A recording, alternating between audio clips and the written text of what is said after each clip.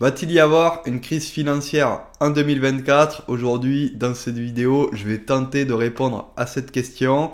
Déjà, j'espère que vous allez bien. Ça me fait vraiment plaisir de vous retrouver dans cette vidéo. Alors, cette vidéo, c'est un sujet quand même super épineux parce que je vais vous parler de politique, parce que la politique, c'est elle vraiment maintenant qui dirige les marchés financiers, alors qu'à l'époque, c'était plutôt les marchés financiers qui dirigeait la politique. L'histoire s'est renversée en fait.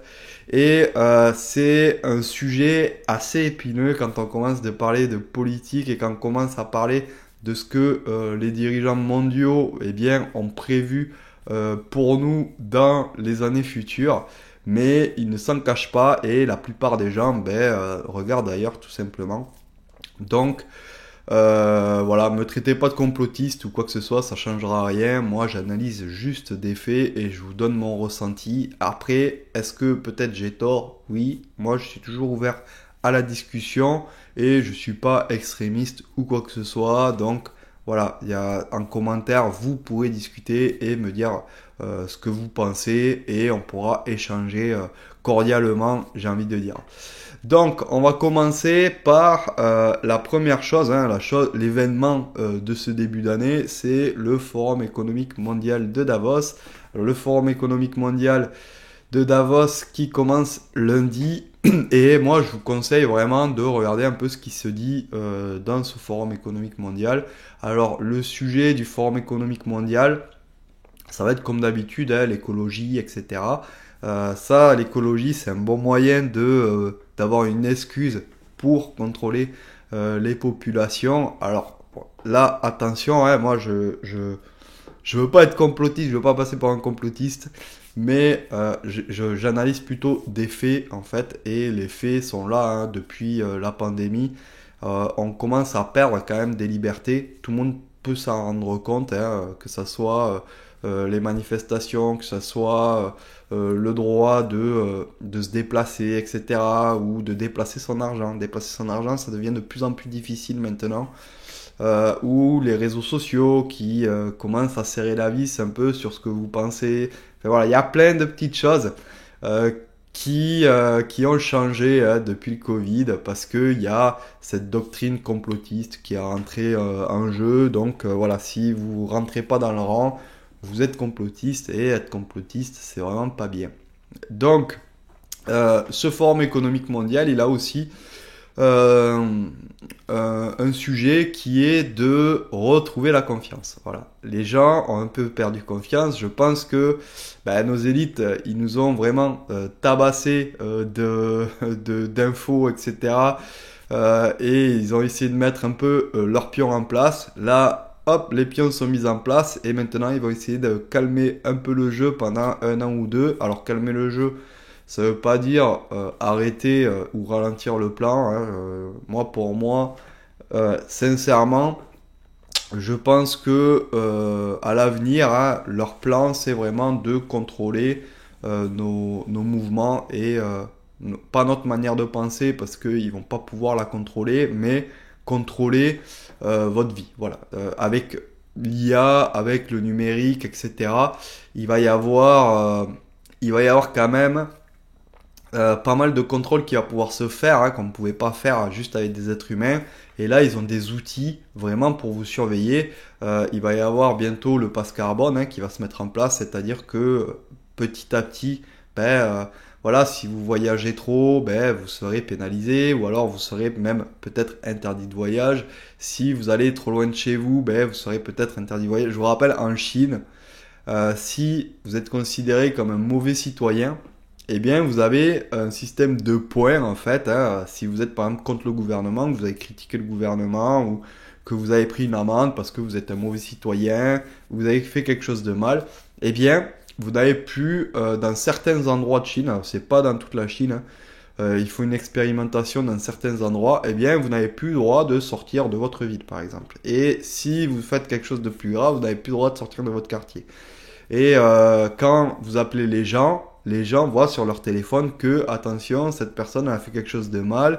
Voilà, ça clignote en rouge. Donc, il y a aussi ce fait de vous humilier un peu socialement pour que vous rentriez dans leur rang. Donc bientôt, peut-être en Europe, je dis pas, mais si on s'inspire un peu du système chinois, peut-être qu'un jour, ben, si vous postez un mauvais tweet ou si Twitter existe encore, parce que je pense que Twitter va pas faire long feu en Europe, il va se faire bannir, mais si par exemple vous dites quelque chose de mal en public ou quoi que ce soit, ben, il se peut que le lendemain, ben, quand vous appeliez quelqu'un, vous lui envoyez un SMS, eh bien, ça clignote en rouge et attention, ce mec-là, c'est un complotiste, etc. Et il n'est pas rentré dans le rang. Donc, ça, c'est, je pense, leur plan, hein, nous contrôler vraiment notre argent avec l'euro numérique, le dollar numérique, toutes ces cryptos, savoir où va l'argent, qu'est-ce qu'on paye, etc. Éliminer totalement le fait d'avoir des marchés parallèles pour faire du black en gros, hein. C'est-à-dire quand vous achetez, je sais pas, quelque chose sur le bon coin, que vous achetez, je sais pas, il y a par exemple l'économie de la drogue qui pèse énormément dans l'économie aussi. Ben ça, ils pourront voir où va l'argent. Donc, alors il y aura d'autres cryptos, etc. Bien sûr, il y a toujours le moyen de contourner les gouvernements et les choses qui sont mises en place, hein. Voilà, il y a toujours une solution, mais ça sera beaucoup plus difficile. Pareil pour le droit à la propriété, etc. Bon, voilà, je vais pas m'étendre plus loin, mais c'est un peu vers ça qu'on va, vers du contrôle et vers un peu moins ou beaucoup moins de liberté. Pour faire ça, il va y avoir, voilà, il faut déjà qu'il n'y ait pas trop d'opposition qui soit voyante, hein. Bon, en France, ils sont tranquilles. Il y a vraiment zéro opposition, à part peut-être une ou deux personnes que je peux suivre sur Twitter, mais bon, voilà, qui sont pas assez reconnus pour renverser la tendance. Et derrière, ensuite, aux États-Unis, il y a Donald Trump. Donald Trump qui vraiment est devenu un peu le symbole de l'anti-establishment, c'est-à-dire les gens qui sont le deep state, hein, comme ils le disent, les gens qui sont dans le système et qui veulent contrôler le système, etc., etc. Donc Donald Trump, lui, ben voilà, il s'est un peu dressé contre ce gouvernement qui veut devenir un gouvernement mondial, hein, parce que c'est ça qu'ils sont en train de faire. Je vous rappelle que il n'y a pas très longtemps à l'Europe et en France aussi a été votée une loi comme quoi le président français ne gouverne plus vraiment la France, hein, c'est l'Europe qui a la main sur le pays. Donc voilà, l'Europe, si elle veut faire quelque chose maintenant en France, la France ne peut plus poser son veto. Nous n'avons plus de droit de veto. Donc déjà, ça commence à avancer vers ce gouvernement mondial petit à petit. Alors bien sûr, ils en usent pas tout de suite, hein, parce que sinon les gens ils pourraient se révolter. Mais voilà, les choses se mettent en place petit à petit. Il y a une épine dans le pied, vraiment, ça va être Donald Trump. Donald Trump, moi, sincèrement, je pense que ça va être difficile qu'il passe.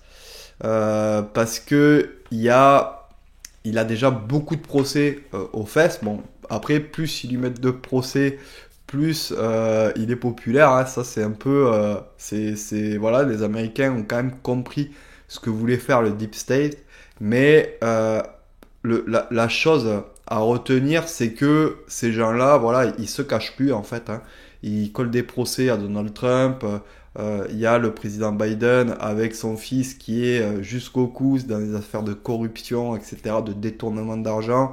Ils n'ont vraiment plus peur en fait de la justice, etc. Et en fait, ce qu'il faut comprendre, c'est que si Donald Trump passe, eh bien, le parti démocrate, hein, de Joe Biden, vraiment, il va être mal parce que Donald Trump va déjà être blanchi, hein, parce qu'il il va ordonner à son directeur de cabinet de classer l'affaire, etc. Voilà, il va être blanchi. Et il va commencer à intenter des poursuites sur Joe Biden, sur Clinton, etc., etc. Donc là, ils seront vraiment mal barrés. Ils risquent la prison, etc. Donc, je pense qu'ils vont se battre vraiment jusqu'au bout pour gagner les élections ou alors disqualifier Trump, voilà, complètement pour voilà, soit en l'assassinant, soit essayer de le disqualifier dans la course aux élections en l'empêchant de se présenter parce qu'il y a eu le J6, là, l'invasion du Parlement. Donc il l'accuse d'insurrection et voilà, si vous êtes accusé d'insurrection, vous pouvez ne pas être éligible aux élections américaines. Donc voilà, c'est des vieilles lois qui sont dans la Constitution, donc voilà, ça peut le faire. Pour moi, sincèrement, je pense que les marchés financiers, ben déjà, ils vont se maintenir jusqu'aux élections américaines parce que s'il y a crise financière, ce qu'il faut comprendre déjà, c'est que la Fed et les marchés obéissent beaucoup à la politique. Et les marchés auraient dû déjà se casser la gueule. Je pense que personne ne comprend pourquoi les marchés montent, pourquoi les marchés se maintiennent, pourquoi il n'y a pas de crise financière. Au niveau de l'économie, c'est vraiment pas folichon, hein. Il y a quand même beaucoup d'inflation. Ensuite, là, on arrive vers une stagflation. C'est-à-dire la stagflation, c'est de l'inflation qui reste assez haute, c'est-à-dire que les prix sont chers et ça reste cher. Et ça, on va pas en sortir. Là, ceux qui vous disent que l'inflation va s'arrêter, etc., ça, c'est vraiment des bêtises. Là, le prix que vous payez pour votre alimentation, pour vos chaussures, etc., ça va rester comme ça pendant des années, croyez-moi. Les prix ne vont pas redescendre de sitôt. Donc, la situation économique ne va pas s'arranger. Donc, voilà, le pouvoir d'achat baisse, etc. Ce qu'on voit aux États-Unis, il y a des tendances quand même, c'est que les gens qui avaient un emploi qui s'en sortait, eh bien, ont pris un deuxième emploi pour pouvoir survivre. Ensuite, aux États-Unis, il faut dire aussi, c'est un système assez libéral. Et il y a, voilà, si vous ne pouvez pas payer, on vous jette à la rue, on vous saisit votre voiture. Vous avez tous vu les vidéos sur TikTok des mecs qui qui se filment, hein, qui enlèvent des voitures. Alors je trouve ça horrible de se filmer quand on fait ça. Et la personne qui est en train de remplir ses courses dans son coffre mais qui n'a pas payé son crédit auto, eh bien on vient, pam, on lui saisit la bagnole et on s'en va. Et c'est comme ça que ça marche maintenant aux États-Unis et c'est comme ça que ça a toujours marché d'ailleurs. En France, on est un peu plus protégé quand même, hein, par la loi. Ça, vraiment, on est bien loti au niveau de ça. Mais il va y avoir, enfin, les Américains vraiment sont dans la difficulté. On a bien vu à Los Angeles, il y a des gens qui sont dans la rue, qui se droguent, etc. Il y a il y a une grosse crise de migration aussi avec Biden qui a ouvert les vannes et qui comptait envahir le Texas. Et finalement, le Texas a mis à disposition des milliers de bus pour les envoyer à New York dans un État démocrate qui maintenant arrive plus à s'en sortir au niveau des migrants et qui propose maintenant à la population de louer des chambres chez les gens pour accueillir des migrants parce qu'ils savent plus où les mettre. Voilà, il y a plein de petites choses en fait qui s'accumulent. Donc voilà, au final, il y a pas mal de choses qui vont pas bien, mais les marchés sont soutenus, les marchés continuent à monter. La Fed, ils ont monté les taux, monté les taux, monté les taux, et là cette année ils vont les descendre. C'est quasi certain qu'ils vont les descendre. Parce que déjà, la Fed a prévenu qu'ils allaient descendre les taux, ils allaient baisser les taux.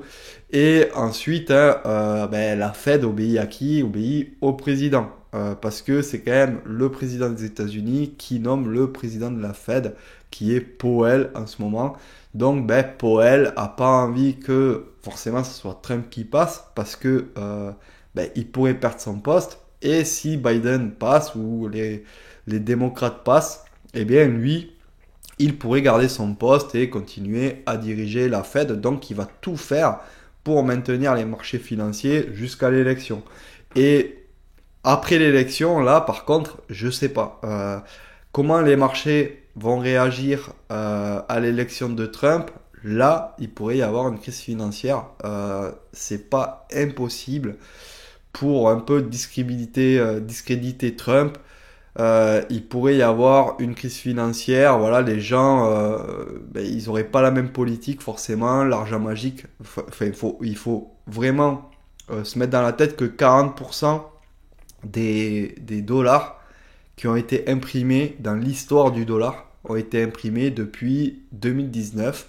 Ça, c'est quelque chose qu'il faut se mettre en tête. Donc, le système tel qu'il est, il imprime des billets, il imprime des billets, il imprime des billets, et il n'y a rien qui se passe. C'est pas normal. Donc, crise. Est-ce qu'il va y avoir crise? Oui, il va y avoir crise. Parce que tous les politiciens dépensent de l'argent. Alors, d'un côté, ils dépensent de l'argent pour des futilités. Par exemple, en France, il y a beaucoup d'argent qui part un peu partout, hein, que ce soit dans l'écologie, voilà, avec les aides écologiques, etc. Bon, je veux bien que ça peut servir, mais ça sert surtout à remplir les poches de certains constructeurs et maintenir certaines industries, en fait. Hein. Ces industries-là, ont en gros de l'argent cadeau parce qu'il y a les aides de l'État. Et ensuite, il y a aussi de l'argent qui va en Ukraine, qui va pour faire la guerre, etc. Donc il y a beaucoup d'argent qui est dépensé dans ces projets-là. Et d'un autre côté, nous, on nous dit il faut se serrer la ceinture, etc. On va baisser peut-être telle allocation, on va augmenter telle taxe, etc., etc. Et quand on voit par exemple sur le prix de l'énergie, l'année dernière, j'avais fait une vidéo sur le prix de l'énergie et en expliquant comment le prix de l'énergie était calculé. Parce que nous, si vous voulez, en France, on a le mégawattheure qui est fixé à 45 euros, quelque chose comme ça, le mégawattheure. Mais vu qu'on est dans le marché européen de l'énergie, on est obligé de le revendre à l'Europe, c'est-à-dire le revendre à des sociétés privées. Et ces sociétés privées, ensuite, elles l'achètent à 45 euros et nous le revendent à 100, 150 euros ou je ne sais combien. Enfin, ils se font une marge hallucinante. Et nous, on est obligé de le consommer au prix qu'ils nous le revendent à nous, quoi. Alors qu'on leur a fabriqué, voilà, ça fait un petit crochet, en fait, pour qu'un mec se gave. C'est juste ça. Et le bouclier tarifaire, c'était quoi? C'était de l'argent public. Hein. Donc tout cet argent-là, il est parti dans les poches des privés. Et là, je ne sais pas s'ils vont reconduire. Apparemment, c'est pas d'actualité qu'ils reconduisent un bouclier tarifaire, etc. Mais voilà, les mecs, ils vont quand même continuer à se gaver. Et nous, on produit de l'énergie. On a payé nos centrales nucléaires, etc.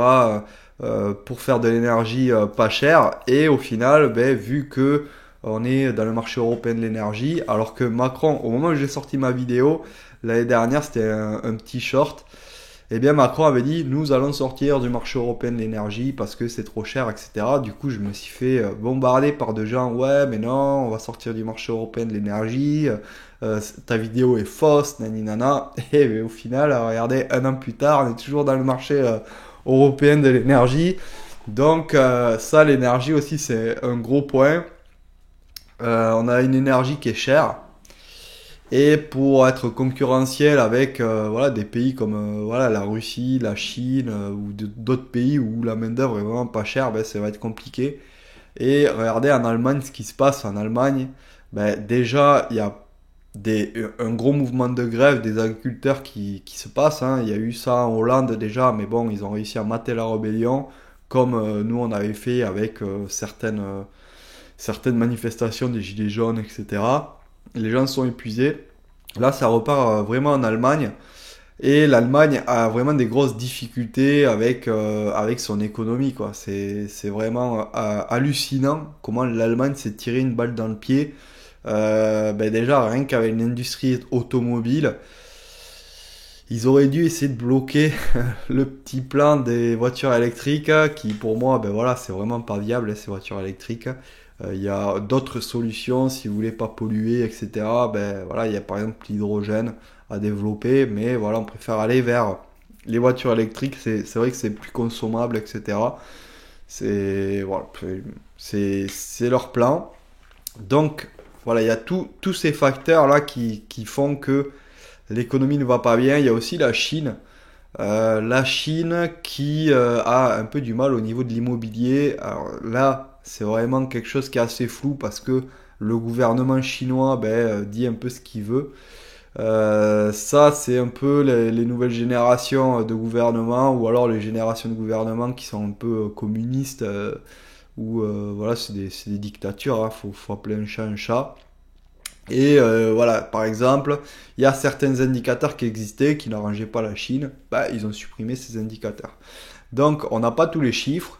Ce qu'on sait, c'est qu'au niveau de l'immobilier, ils ont énormément construit. Il y a des gens qui ont investi leur argent, qui ont acheté, par exemple, des appartements secondaires ou qui ont placé de l'argent, croyant que ça allait rapporter de très bons taux. Et au final, ben, les appartements sont restés vides, les immeubles n'ont pas été terminés. Et on a tous vu des vidéos sur Internet de champs entiers, enfin de mini-villes en fait, hein. C'est carrément des villes qu'ils ont construit et ils sont en train de tout détruire parce que les projets ne vont pas se terminer, ils n'ont pas l'argent pour terminer les projets et voilà, laisser ces bâtiments-là comme ça, ben, ça coûte de l'argent. Donc ils ont détruit beaucoup de bâtiments voilà, pour arrêter un peu l'hémorragie. Et il y a beaucoup de mal à rembourser les crédits et c'est des milliards et des milliards d'euros qui sont en jeu. Alors il y a l'État chinois qui s'est mis un peu au milieu pour essayer d'arranger un peu les choses, de trouver un plan de secours, etc., etc. Mais n'empêche que l'économie va mal en Chine, l'économie voilà, va pas super fort au niveau des mobiliers. En Europe, ben, c'est un peu pareil. Aux États-Unis, ben, c'est un peu pareil. Ça rame, il y a de l'inflation. Voilà. Pour moi, pour conclure vraiment cette vidéo, hein, on va pas avoir de crise financière en 2024. Euh, Même avec les élections de Trump, voilà, qui sont assez risquées. Déjà, avant l'élection, il n'y aura pas de crise financière, je ne pense pas. Alors après, je peux me tromper, mais je rentrerai encore plus dans le complotisme si je disais que les élites, voyant qu'elles allaient perdre des élections américaines, ben, au pire, ben, ils avaient fait une crise financière pour annuler les élections. Mais ça, bon, j'y crois pas trop. Sincèrement, j'ai vu passer ça dans certains magazines économistes un peu complotiste, hein, voilà, faut le dire, hein. Moi, il y a des personnes par exemple, sur Zero Age, c'est un média américain qui ne mâche pas ses mots parfois. Et voilà, il y a des articles qui sont un peu complotistes, j'ai envie de dire, même si moi, voilà, je discrédite pas ces gens-là parce que ce sont quand même des économistes, etc. Mais voilà, pour moi, il va pas y avoir de crise en 2024. Et si on regarde bien le plan pour revenir tout au début de la vidéo, hein, du Forum économique mondial de Davos, eux, ils veulent mettre leur gouvernement en place, leur gouvernement mondial en place en 2030. Donc, le timing pour une crise financière serait pas bon. Pour moi, si je voulais diriger le monde, et que ben, la dernière ligne droite, là, je voulais vraiment vous mettre un gros coup de bambou pour vous assommer et que vous vous réveilliez en 2030 ben, en étant piégé et puis sans avoir trop le temps de réagir, etc., ben, je mettrais une crise financière vers les années 2028-2029. Enfin, pour moi, c'est assez logique. Ce qu'il faudrait faire là, si j'étais vraiment une élite, c'est essayer voilà, de retrouver un peu la confiance, continuer à mettre le plan en place, toutes les lois, etc. La plupart des gens, 99% des gens, ben, vous leur dites, ouais, mais c'est plus la France qui a sa souveraineté, c'est l'Europe. La plupart des gens vont dire, ah bon, hop, et puis ils vont s'en foutre, quoi. La plupart des gens s'en foutent. C'est ça qui est affolant, en fait, hein. Les gens, ben voilà, ce qu'ils regardent, c'est, ah ben il fait froid, ah oui, il fait froid, ah il fait chaud, ah oui, ça c'est le réchauffement climatique, etc. C'est ça que les gens regardent. Ils sont, voilà. Après, moi, je peux pas en vouloir non plus, hein, c'est la sélection naturelle, comme on dit. Ceux qui ne vont pas se sortir de cette situation, qui vont rester piégés dans cette situation, ben voilà, c'est un peu, ça va être un peu leur faute, hein. Faut toujours essayer de prévoir son avenir et il faut pas s'endormir. Voilà, c'est la chose à retenir vraiment dans le monde dans lequel on vit et il faut toujours essayer de prévoir le pire, hein. Et si rien ne se passe, ben, au moins on aura prévu. Donc moi c'est vraiment le conseil que je vous donne. Et voilà, je pense qu'ils vont continuer, toutes les politiques vont continuer vers ce sens-là, voilà, sous couvert d'écologie, sous couvert de réchauffement climatique, sous couvert voilà, de liberté, etc., de grands mots, quoi. Et voilà, et derrière, pour moi, ça va se calmer un peu quelques années, même si les marchés sont assez stressés. Moi, tous les jours, je trade, je vois que les marchés ont quand même relativement bien changé, mais je pense qu'ils vont arriver à maintenir les marchés financiers tels qu'ils sont et que ça va continuer à monter. Je pense que l'année prochaine, on aura fait des plus hauts. Et derrière, ben voilà, peut-être vers 2027, 2028, 2029, ben là, il sera temps peut-être de s'inquiéter, de se dire, bon, ben voilà, ça peut peut-être partir short, mais je ne pense pas que ça parte en crise financière dès à présent, parce que, voilà, là, comme je vous ai dit au début, ben avant, c'était les marchés financiers qui contrôlaient la politique, et maintenant, c'est la politique qui contrôle les marchés financiers, parce que ben, les marchés financiers sont arrivés à rentrer en politique et diriger toutes les élites mondiales avec des choses comme ça, comme le Forum économique mondial, etc. etc. Donc voilà, ben, j'ai fait un peu long, désolé, hein, mais je voulais vraiment essayer de vous exposer toute ma vision du monde. Alors j'ai certainement oublié beaucoup de choses. J'ai pas parlé de l'Afrique non plus, qui est un sujet super important où voilà, c'est un continent vraiment plein de richesses, plein de talents, plein d'avenir, hein. L'Afrique, c'est vraiment un continent qui est super et nous, là, en Europe, en Occident, on avait vraiment un pied dedans. Alors les Américains, eux, avaient fait beaucoup de guerres au Moyen-Orient, etc. Ils n'étaient pas trop implantés en Afrique, mais nous, les Occidentaux, que ce soit Portugal, Espagne, France, Allemagne, etc., ben, on était quand même pas mal implantés en Afrique et on est en train de perdre l'Afrique au détriment de nous-mêmes en fait parce qu'on perd tout les matières premières qui viennent de là-bas, on perd des territoires, on perd beaucoup de choses qui est fabriquées en Afrique aussi, hein. C'est-à-dire qu'il y a pas mal de petits trucs qui sont fabriqués en Afrique, comme beaucoup d'alimentaires, hein, comme le riz, les bananes, enfin voilà, des fruits, etc. Ça, c'est, voilà, mine de rien, ben, ça va nous toucher, hein, parce que si il y a moins, par exemple, de riz qui arrive de Côte d'Ivoire, ben, voilà, on va devoir l'acheter ailleurs, et peut-être plus cher. Et ces pays-là, voilà, ils ont beaucoup de matières premières, hein, du pétrole, du manganèse, des diamants, de l'or, etc., etc. Et là, ben, on est en train de perdre un peu. Enfin, il y a du bois aussi. Enfin, il y a vraiment, c'est vraiment un continent super riche. Et on est en train de perdre tout ça. Et la Chine est en train de s'implanter. Et la Russie est en train de s'implanter aussi. Donc, on peut dire ce qu'on veut sur la morale de la Chine et de la Russie. Moi, je défends personne, hein. Pour moi, il n'y en a pas un pour attraper l'autre, et que ce soit la Chine, l'Europe, la Russie, les États-Unis. Voilà, tout le monde joue à peu près au même jeu, c'est-à-dire d'essayer d'être le plus fort, d'essayer de bouffer l'autre, etc. Et surtout, euh, ce qui est de la Russie et de la Chine, ne pas être sous domination américaine. Et aussi, il y a le fait, j'ai oublié d'en parler, je vais rallonger un peu la vidéo, il y a le fait aussi de la dédollarisation. Alors ça, la dédollarisation, c'est le fait de ne plus payer tout en dollars. Alors comme on a pu le voir là, les États-Unis, sous le règne démocrate de Joe Biden, ils ont fait une énorme erreur en fait. C'est-à-dire qu'avant, il y avait tout le monde qui utilisait le dollar. C'est-à-dire, vous étiez trafiquant d'armes, vous utilisez le dollar. Vous étiez terroriste, vous utilisiez le dollar. Vous étiez, voilà, vous vendiez du pétrole, vous étiez un pays vraiment pas conforme aux droits de l'homme, etc. Tout le monde vous tourne un peu le dos sur la scène internationale.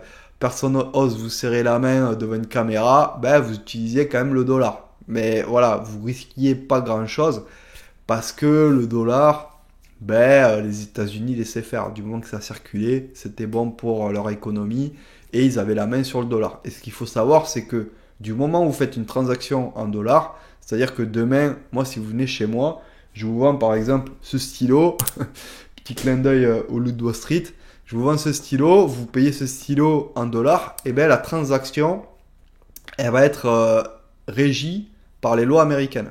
Parce que vous avez payé en dollars.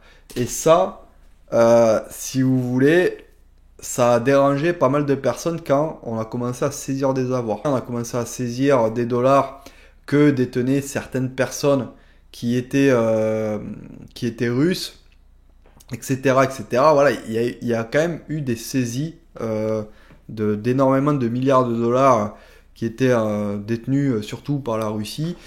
Et il y a des pays comme le Moyen-Orient, comme l'Arabie Saoudite, etc., qui se disent, bon, ben nous, voilà, au niveau des droits de l'homme, on n'est pas non plus excellent. Si demain les États-Unis nous tournent le dos, qu'est-ce qu'on va devenir, quoi. Et enfin, voilà, ils prévoient quand même, parce qu'on a bien vu que les États-Unis, hein, voilà, que ce soit en Irak ou quoi, quand ils veulent des puits de pétrole, ils bombardent tout et ils s'installent. Et ils installent surtout leur entreprise. Donc, c'est vrai que là, niveau Moyen-Orient, Arabie Saoudite, etc., Dubaï, tous ces pays-là se sont bien développés et ça fait quand même un peu d'ombre aux États-Unis. Parce que voilà, il y a le monde entier maintenant qui habite, ils ont réussi à s'ouvrir au monde entier tout simplement, hein. C'est vraiment quelque chose qui a été fait d'une main de maître, pour moi, hein. Tous ces pays-là, ont vraiment su attirer le monde entier et c'était pas évident parce qu'il y avait énormément aussi de villes qui étaient attractives à travers le monde. Et ces pays se sont dit, bon, nous, on va essayer de sortir du dollar parce que demain, si on gèle nos avoirs, on n'a plus d'argent, tout simplement. On ne pourra plus payer, on ne pourra plus changer. Donc, là, on a un peu marre. En fait, ils ont un peu peur d'obéir aux États-Unis, ce que les États-Unis pourraient leur demander. Donc, ce qu'ils font, ils essaient de dédollariser. Donc, ce qu'ils ont fait avec les BRICS, déjà, c'est qu'ils veulent intégrer les BRICS. Les BRICS, c'est l'autre bloc, en fait, mondial, hein. Il y a l'Occident et les BRICS. Les BRICS, c'est la Chine, la Russie, l'Inde, l'Afrique du Sud, etc. Et il y a de plus en plus de pays qui demandent à les rejoindre.